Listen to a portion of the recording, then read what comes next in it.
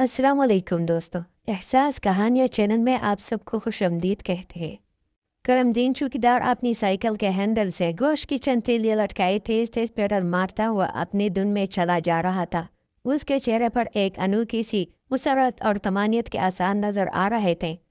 एक इंतहाई गरीब से मोहल्ले में पहुंचकर उसने एक घर के सामने साइकिल रोकी और घर का दरवाजा बुझा दिया। कुछ देर बाद अंदर से एक निस्वानी आवाज आई कि जी कौन?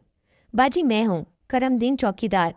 इसकी बुलंद आवाज से जवाब देते ही दरवाजा खुला और दुपट्टे के पल्लू से चेहरा ढांपे एक औरत नजर आई।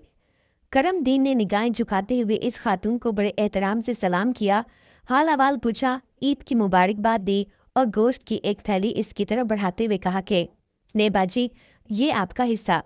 इस औरत ने थैली लेते हुए बड़े गुलूगीर लहजे में करमदीन को मुखातिब करते हुए कहा कि करमदीन, मैं तेरा शुक्रिया अदा नहीं कर सकती, बस अल्लाह के सामने अपने बच्चों की यतीमी पेश करके तेरे लिए हमेशा खैर मांगती रहती हूँ। ये सुनकर करमदीन की आंखें भी दबदबा गईं। इसने जल्दी से चेहरा दूसरी तरफ करते हुए कहा कि देख बहन, तुझे कितनी बार कहा है कि ऐसी बातें ना किया कर, मुझे अच्छा नहीं लगता। तू मेरी बहनों की तरह है और तेरी बेटियां मुझे अपनी बेटियों की तरह ही अजीज हैं। अच्छा, अब मैं चलता हूँ, मुझे और घरों में भी इनका हिस्सा पहुंचाना है। ये कहकर वो इस खातून का जवाब सुने बगैर साइकिल पे बैठा और जल्दी से आगे बढ़ गया। ये हाकिम अली माली का घर था और ये खातून हाकिम अली की बेवा थी। करमदीन चौकीदार और हाकिम अली माली एक बहुत बड़े सेठ के बंगले पर काम करते थे।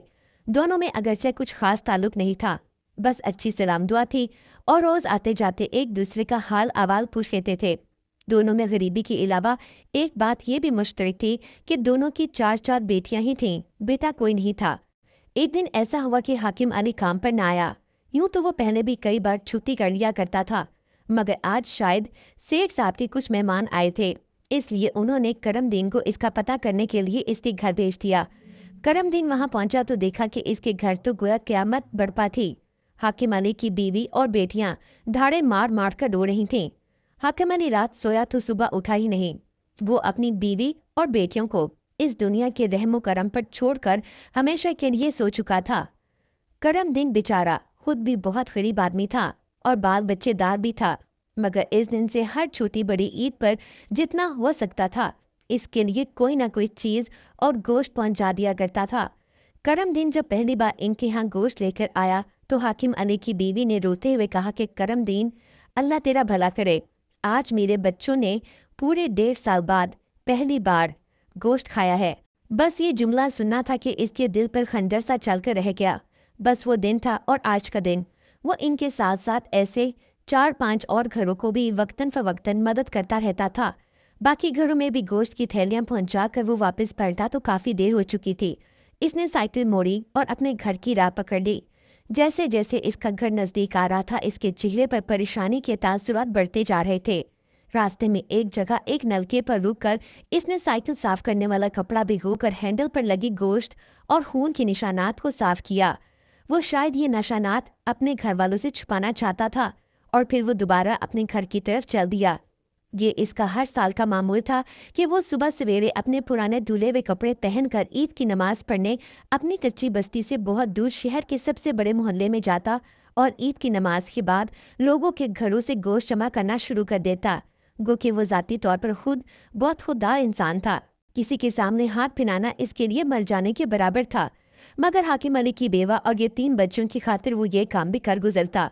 वो दोपहर तक गोश्त जमा करता और दोपहर के बाद इन घरों में जाके दे आता और वो लोग यही समझते कि शायद करमदीन की अपनी कुर्बानी होती है, और वाकई ये करमदीन की कुर्बानी ही थी। वो अपनी इज्जत नफ्स और खुददारी के गले पर छुरी फेर कर ही इनके लिए लोगों के सामने दामन फैलाकर गोश्त इकट्ठा किया करता था, और जाहिर है इसके लिए इससे बड़ी कुर्बानी और क्या हो सकती थी। साल साल बाद करमदीन की बदौलत गोश्त का मुंह देखने वाले ये सब जानते थे कि खुद करमदीन के घर साल के बाद भी गोश्त नहीं पकता। कई बार करमदीन के जी में आया कि वो भी एक आध थैली अपने घर भी ले जाए, मगर हर बार इसका ज़मीर इसके आड़े आ जाता और अपने बच्चों को ये गोश्त चाहते हुए भी ना खिला पाता। करमदीन की बस्ती करीब आ चुकी थी। इसने अपनी आंखों की नमी को लोगों से नजरें बचाकर साफ किया और अपने दर्द आलम को चेहरे के मसनूई तासुरात से छुपाने की कोशिश करता हुआ अपनी गली में मुड़ गया। अब इसके सामने इसके अपने घर का दरवाज़ा मौजूद था, جس کے اس پار غربت و افلاس کا لبادہ اوڑے اس کی بیوی اور بیٹیاں اس کی منتظر تھیں۔ کرم دین نے کچھ لمحے توقف کر کے دروازہ بچا دیا۔ اس کی چھوٹی بیٹی نے دروازے کے آڑ سے اپنے باپ کو دیکھا اور دروازہ کھول دیا۔ کرم دین سر جھکائے ہوئے اپنے گھر میں داخل ہو گیا۔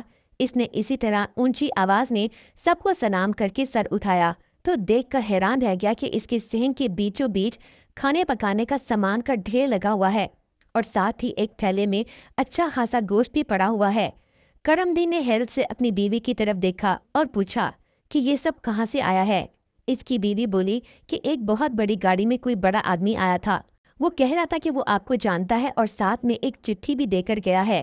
میں نے سامان تو اس کے اصرار پر رکھ لیا مگر اب آپ کے انتظار میں ہی تھی اور ساتھ ہی ایک لفافہ کرم دین کی طرف بڑھا دیا۔ کرم دین نے جلدی سے لفافہ کھولا اور اس میں موجود چٹھی پڑھنے لگا۔ سلام دعا کے بعد لکھا تھا کہ یار کرمے، میں تجھے ایک عام سا آدمی سمجھتا تھا مگر تو بہت بڑا آدمی نکلا، اتنا بڑا کہ تیرے سامنے مجھے اپنا آپ بہت چھوٹا محسوس ہونے لگا۔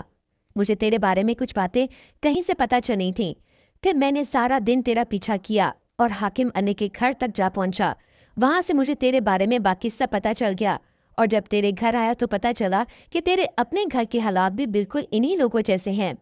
کرمے، یہ کچھ چیزیں عید کا تحفہ سمجھ کر قبول کر لے، تجھے اللہ کا واسطہ ہے، انکار نہ کرنا۔ آج سے تیرا اور باقی 5 گھروں کا سارا خرچہ میرے ذمہ ہوگا، باقی باتیں شام کو بنگلے پہ کرتے ہیں، اور ہاں آج ڈیوٹی پر ذرا جلدی آ جانا۔ من جانب تیرا سیڈ۔ کرم دین کی آنکھوں سے آنسو نکل کر چٹھی کی تحریر بگاڑ رہے تھے اور اس کی زبان پر بے اختیار جاری تھا، اللہ اکبر، اللہ اکبر، لا الہ الا اللہ واللہ اکبر، اللہ اکبر واللہ الحمدللہ۔ امارا ایک واجبی شکل و صورت کی لڑکی تھی جس کی ماں اس کے بچپن میں ہی مر گئی اور 3 بچوں کو پال کر جوان کرنے کے بعد باپ بھی چل بسا۔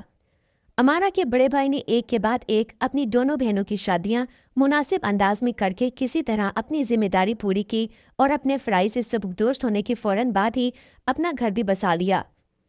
بڑی بہن کو تو خوش قسمتی سے اچھا گھر مل گیا، لیکن امارا کی مصیبتوں کا اصل دور اب شروع ہوا تھا۔ اس کا شوہر 20 سے 15 ہزار کی معمولی سی رقم پر ملازم ہونے کی وجہ سے گھر میں بھی کوئی خاص حیثیت نہیں رکھتا تھا۔ جوائنٹ فیملی سسٹم کی وجہ سے امارا پر صرف شوہر کی نہیں بلکہ پورے خاندان کی خدمت لازم تھی۔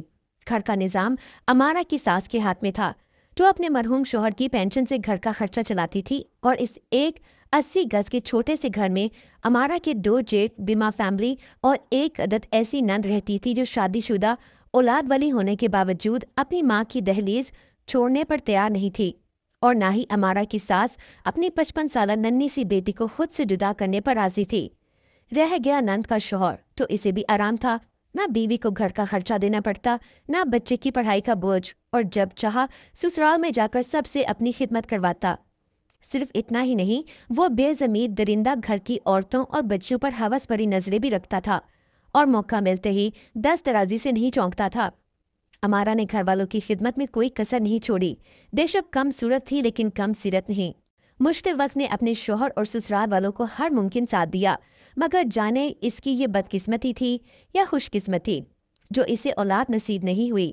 ہر وقت کی نکتہ چینی اور بے اولادی کے تانوں نے امارا کی جسمانی اور ذہنی صحت کو شدید متاثر کیا، اور وہ اب کوشش کرتی کہ زیادہ سے زیادہ وقت اپنے کمرے میں ہی گزارے، جہاں شدید گرمی میں آخری سانسیں لیتا پنکھا پسینہ سکھانے میں بھی ناکام رہتا تھا۔ مگر امارا کے لیے اس کمرے کے علاوہ کوئی دوسری جائے پناہ بھی کہاں تھی۔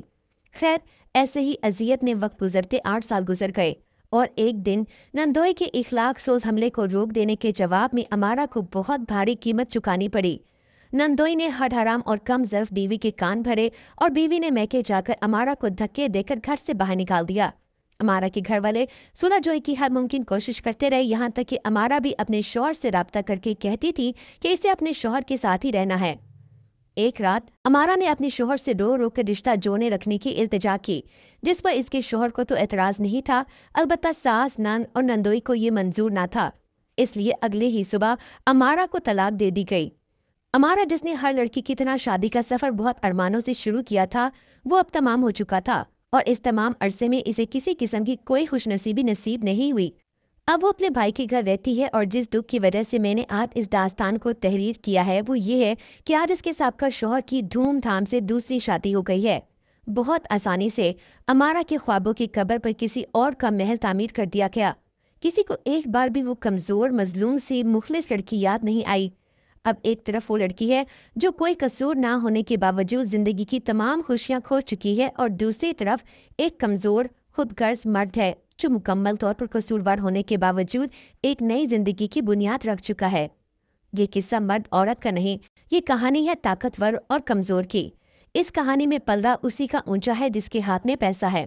कमसूरत होना, औलाद ना होना इंसान के इख्तियार में नहीं होता। असल मसला ये है कि खुद को दूसरों के सहारे पर ना छोड़ा जाए। ये माशरा जिसने औरत को एक के बाद दूसरे मर्द के हाथों का एक खिलौना और जागीर बनने पर मजबूर किया है। अगर यही माशरा औरत को सिर्फ एक इंसान की हैसियत से जीने देता तो आज अमारा जैसी हजारों लाखों लड़कियां जिंदगी की कई दुहाइयां गुजार लेने के बाद भी सिसक सिसक कर जिंदगी ना गुजारती। अगर अमारा के पास अच्छी तालीम, मजबूत रोजगार जैसी ताकत होती तो यकीनन वो ऐसी दर दर की ठोकरें खाने पर मजबूर ना होती। भले इसे तलाक पे ही हो जाती, लेकिन बाकी जिंदगी आराम से गुजार लेती।